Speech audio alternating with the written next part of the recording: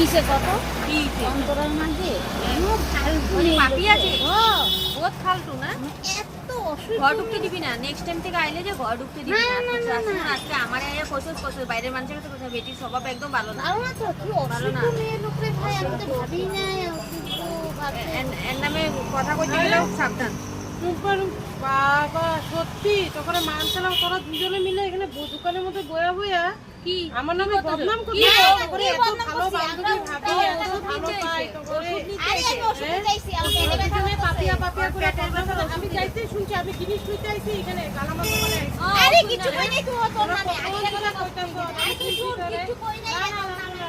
আর তোরা বহুত ভালো পায় ভালো পায় তখন বেশি ভালো পাই দেখে পিঠ পিছনে আমার নামেই বদনাম করে না না তো আর টুম্পা তোরে খুব ভালো পায় ভালো পায় আমি ওষুধ নিতেছি বাবা আর কোনোদিন কথা বলবি না আর কোনোদিন আমার ডাকবি না